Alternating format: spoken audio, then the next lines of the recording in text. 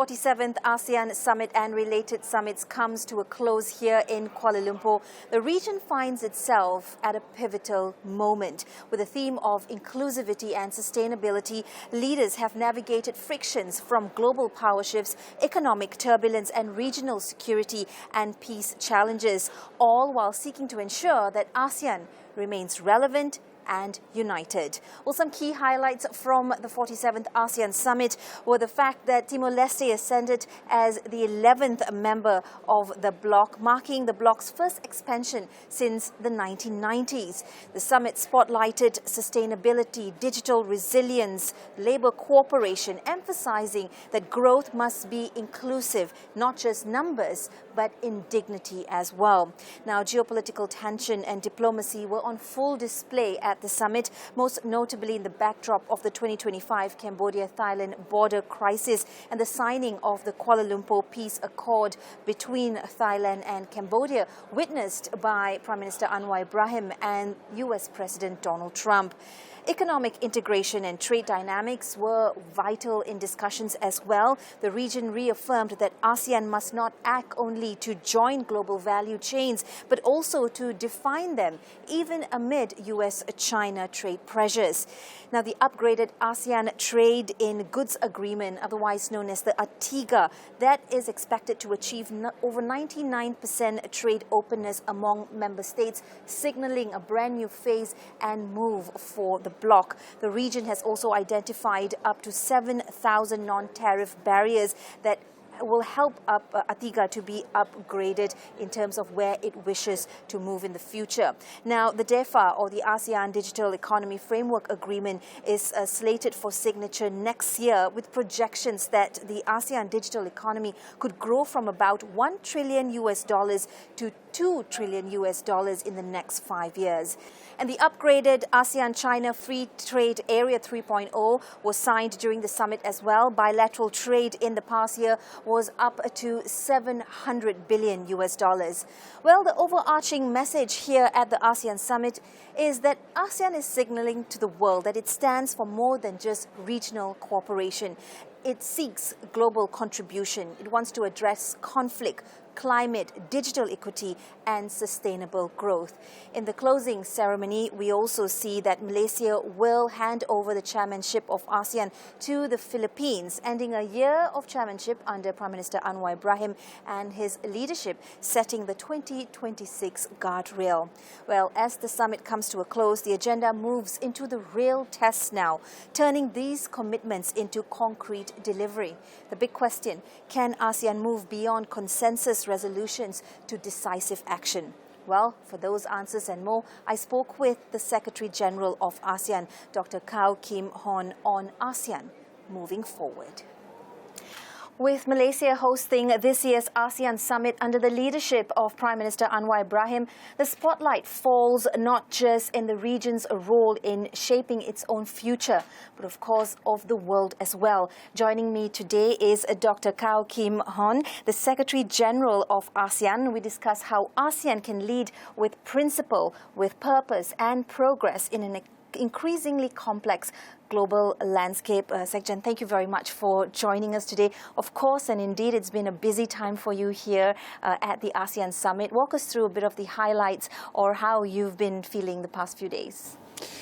Well, this is the second part of the chairmanship, ASEAN Chairmanship Malaysia.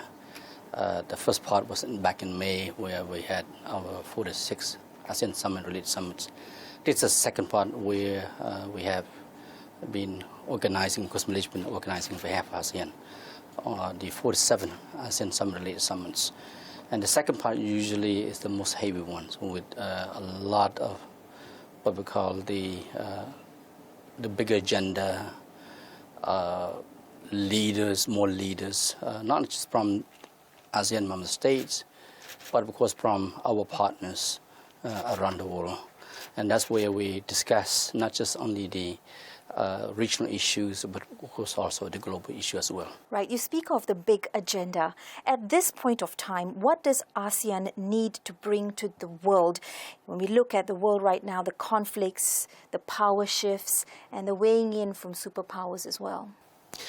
Well, you see, ASEAN has been very true to its spirit, meaning that since the founding of ASEAN back in 1967, we always talk about peace, stability in the region. Because with peace and stability, we can talk about prioritizing prosperity, the people, the planned agenda. And that's what has been the key issues dominating the agenda, and that we will continue to advance the peace agenda in this region to make sure that ASEAN will continue, not only for its own interests here, to ensure that we have peace and stability, but of course also be promoting the global peace, the maintenance of peace in the world as well. And that's why our partners in the region here, but of course in the wide region and around the world. This year, for example, Malaysia, particularly the Prime Minister Anwar, as ASEAN chair, he invited some of the guests of the chair, like President of Brazil. You know, he's leading the planned agenda this year, for example. And of course also the President of South Africa, yes, leading the G20. So of course our partners like Korea this year is leading APEC. So all are present. Of course we had just having the U.S. President Donald Trump was here to attend the ASEAN-U.S. Summit. This is the 13th ASEAN-U.S. Summit, and in particular because ASEAN-U.S. has been having enduring partnership already in the past 48 years. And by 2027, when we will commemorate our 50th anniversary. So the U.S. is one of our long-standing partners as well. Well, it isn't just optics, and it isn't just for naught. I mean, some agreements have been reached, and there have been handshakes on many of the discussion or pain points as well. Malaysia this year has pushed that envelope a little bit extra. Over the past year, Prime Minister Anwar, his push for reform on home ground, but also tried to strike that balance abroad. How does that leadership reflect where ASEAN itself needs to navigate in the next 5 years? Well, first of all, the Honourable Prime Minister Anwar is not just Prime Minister of Malaysia, he's the ASEAN chair this year, and he's also a global leader as well, given the fact that ASEAN today is a global ASEAN, it's not just a regional ASEAN. And the agenda that we've been pushing, whether we talk about trade, we want to see the reform or the WTO, for example, continue that. Because ASEAN has always been a strong advocate of multilateralism. We have been a strong advocate of dialogue and diplomacy, not at the regional level only, but of course at the global level. We want to see conflicts around the world, of course, being solved through diplomacy, through negotiation. So, for example, the issue of Gaza and Palestine has been raised and discussed here in ASEAN as well, because of the concern being expressed by some of the member states, but of course by our partners. There is the vision for one identity. You mentioned a global ASEAN. Internally, though, there are some barriers that stop the countries to integrate further. How do you plan to go around that to ensure that it's borderless and seamless in the way ASEAN countries do business with each other? Well, first of all, this year is a landmark year for the what we call intra-economic cooperation. We have just concluded and signed the upgrade of the ASEAN Trade in Goods Agreement altogether, taking place this year during Malaysian Chairmanship. And that's really put us in a right on path to become a single market and production base, as we have envisioned in the ASEAN Charter. So I think this is a very much step closer to that. And I think this is something very significant for us in today, because we have almost a $4 trillion US dollars GDP for ASEAN. And out of that amount, we have about 21.5%, which constitute intra-ASEAN trade. And we want to push that envelope a little bit more to have more intra-ASEAN trade. Of course, also investment, tourism, connectivity. And that's good for the region, good for the people of ASEAN. But at the same time, that does not mean we stop there. This morning, we just signed and finalized the ASEAN-China FTA upgrade protocol to 3.0. We expect this year for the very first time to have a $1 trillion trade between ASEAN and China. And that with that upgrade will push the envelope in further between the two sides. But at the same time, you know, we just had the fourth Regional Comprehensive Economic Partnership Summit.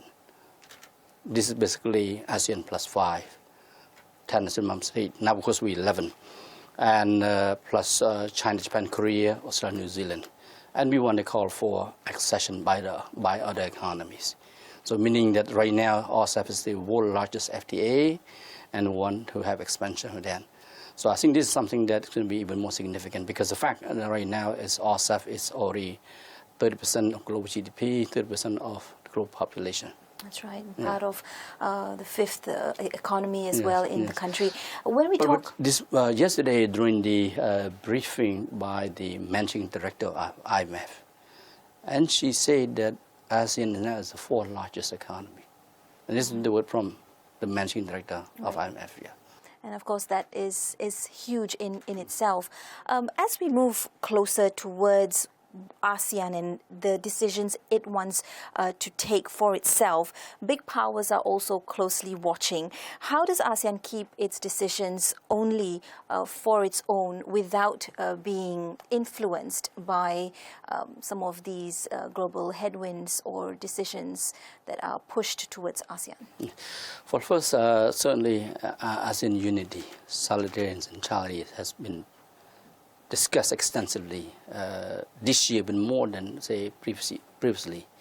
So unity means strength of ASEAN, that's important. And centrality, a lot of leaders, of course, our minister discussed a lot. And we have seen the statements that are coming out from our partners supporting ASEAN centrality in this region, for example. I think that's very important. Now, of course, for us, we have to continue to make sure that we maintain and promote our strategic autonomy. We talk a lot about ASEAN's autonomy, strategic autonomy, meaning that we will pursue our interests on the basis of the ASEAN Charter, on the basis of the ASEAN outlook on the Indo-Pacific. All of these very important principles and policies have been put out. Meaning, for example, yes, we will work with all of our partners, including US, China, Japan, Korea, Australia, New Zealand, EU, India, and Russia, for example. Right. At this point, and as Secretary General of ASEAN, there must be a lot of pressure on you as well to make sure all systems go. How aggressive, how committed are you to ensure that ASEAN succeeds as a bloc and has its space on the global stage? Well, ASEAN has come a long way in 58 years to where we are today. And I think ASEAN has been on track now, of course, with the latest enlargement. The last enlargement, and that is the inclusion of Timor-Leste as a foreign member. And I think this is very significant, meaning all countries in Southeast Asia now come under the ASEAN roof as a family. So I think that's important. At the same time, I want to say that yes, we have. I want to mention three things very quickly. Number one, of course, that we have, more than 90 countries, in addition to ASEAN member states, that they have their ambassador accredited to ASEAN. And that is very important. At the same time, we have our own ASEAN committees in 30 countries and international organizations. At the moment, we have 55 of them that are based globally around the world. And they, of course, raise the awareness and visibility of ASEAN, promote ASEAN interests as well. In addition, we have, with the addition of Finland as the new high contract party, just signed here a few days ago here in KL. And that's the latest addition, and meaning that we have 58 high contracting parties already. So who subscribe to the ASEAN norms and values, particularly on the way we conduct interstate relations. We talk about ASEAN's growth What does it really mean for the everyday people of ASEAN, as well as the frameworks that are being introduced, in terms of safeguarding their protection for ordinary people, their rights, their privacy, cybersecurity, and the risk of being left behind or digital exclusion? Of course, this is on the back of the recently signed ASEAN DEFA as well. Well, I've been on the job for almost 3 years now. I have attended so many meetings. And I can share this very simple facts. Our leaders, our ministers and officials have been working very hard to make sure they put the people first. And that's why we have people-oriented, people-centered ASEAN community. What do you say of the youth? 40% of ASEAN are the youth who are below the age of 35, and that's almost half of the ASEAN population, the future generation or the current generation. Well, first of all, if we don't have peace in the region, we cannot attract investment. We cannot expand trade. People will not do business with us. So that's why I think the fact that all ASEAN member states come together working very hard to maintain and promote peace and stability is very important. Second, of course, is that yes, with the what we call the AI emerging technologies, what we call digitalization, they open up so much opportunity, immense opportunity. But of course, there's a lot of risks and threats that come along. It's like you open your window, so you get a nice fresh air, but at the same time we bring in mosquitoes and others. So I think the bottom line is that that's where we have to work very hard to make sure that our people are being protected, to make sure that data and privacy are being protected. And that's why we have been taking a little longer since the launch of the negotiation of the ASEAN Digital Economic Framework Agreement back in September 2023. This year we're making substantial conclusions.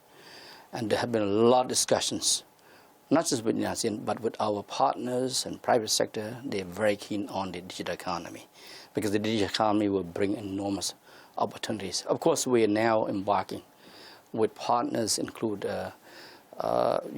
tech giants, to train, to offer a digital skill training program. So we have to continue to make sure we upskill, reskill our people, particularly young people. But of course, they have a tech CV in our region. The youth are demanding a lot more. Their voice is also gaining a lot more speed in that sense, a lot more volume as well. We talk about ASEAN's inclusivity now. That is a strength, but the trade-off for consensus is often at a slower pace, Sekjen. What are some institutional shifts that can really help ASEAN as a bloc to respond faster, whether it be addressing disinformation, climate events, or even the scam networks? There's a saying that if you want to go fast, you go alone.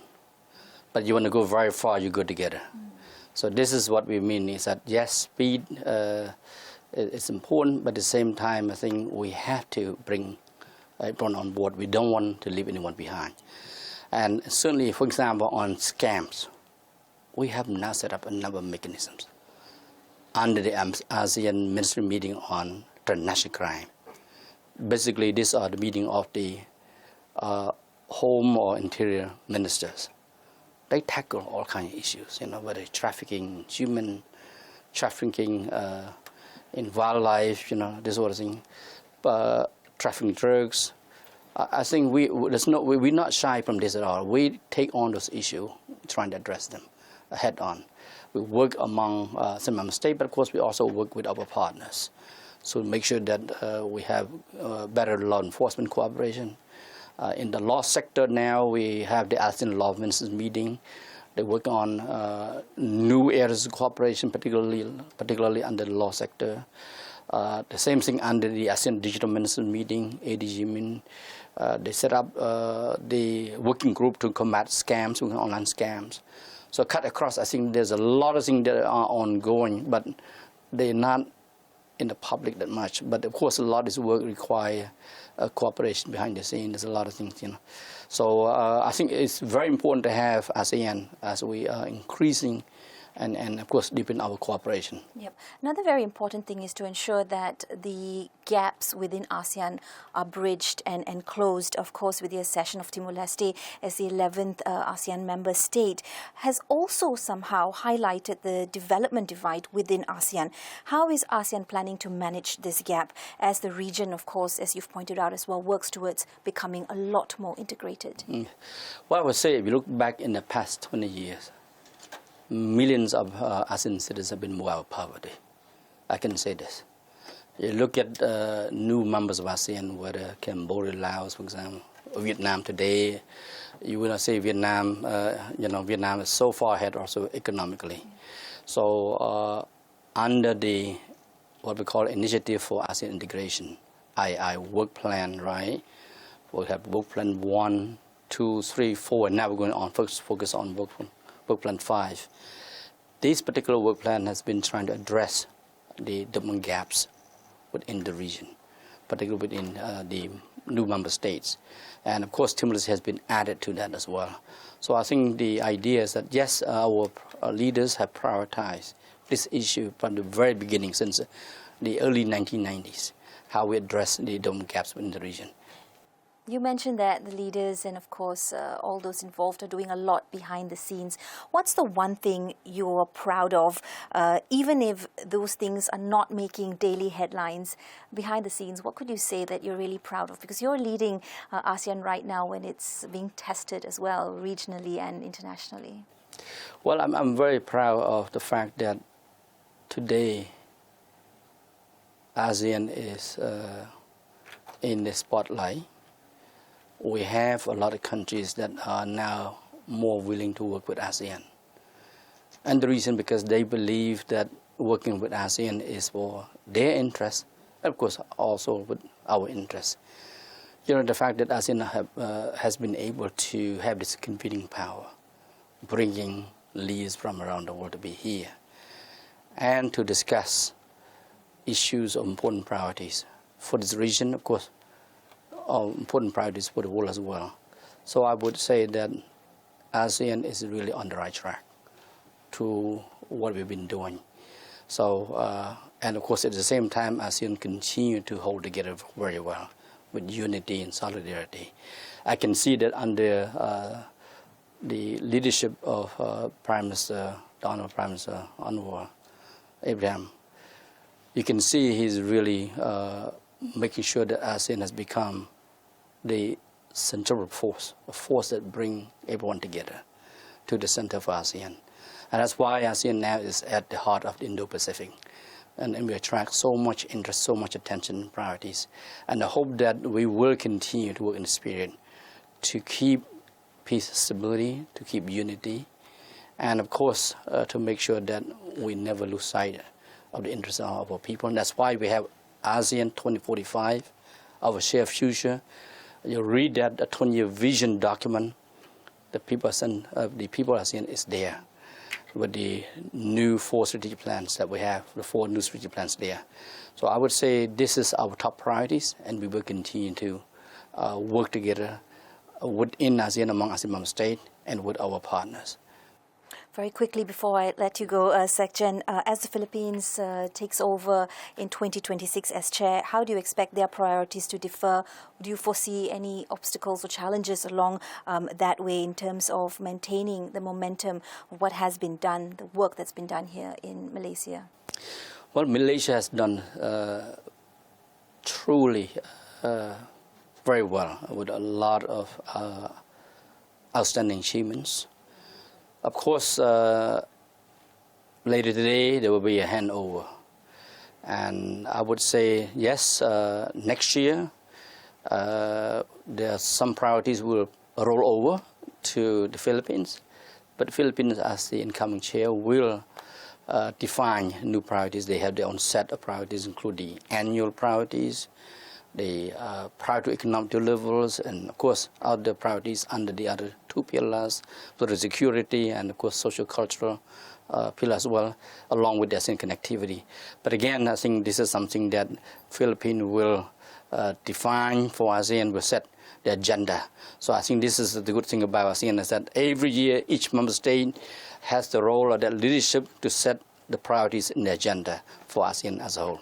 And in summary, if you could wrap the entire summit here, what would you say about the success so far? And if there's one hard truth you had to share with us as a Sec-Gen of ASEAN, what would that be? I would say that this is a very difficult year for ASEAN, for the world. But yet I think Malaysia has really navigated strategically and to achieve so much in a 1 year period with a difficult, with many challenges. Timor-Leste finally is in. The upgrade of the Artiga has been achieved. The signing of the ASEAN-China FTA upgrade protocol 3.0 is done, completed signed already. At the same time, we have discussed many other important priorities. Malaysia has been able to continue to advance the progress of the work of engagement with Myanmar. 5-point consensus still there. We have not leave out Myanmar at all. Malaysia has been very, very active this year, engaged with Myanmar, as you can see already. And of course, navigating the what we call the great power competition has been very challenging, but yet the Prime Minister was able to bring both U.S. and China, particularly President Trump here. And of course, I cannot forget the border conflict between Cambodia and Thailand, the two countries. And I would say what I can feel from this meeting is that there's been very positive development. And I think the leadership, I would call it the decisive leadership of Prime Minister Anwar as the chair of ASEAN has been significant in that regard. Well, as ASEAN navigates the next decade from digital transformation to regional security, its greatest challenge may also be its greatest strength, the ability to stay united while speaking to the world with clarity and conviction. Doctor, thank you very much for joining us with your vision and insights into ASEAN. Well, from where Southeast Asia's next chapter is being written here at the ASEAN Summit, I'm Jessie CHAHAL.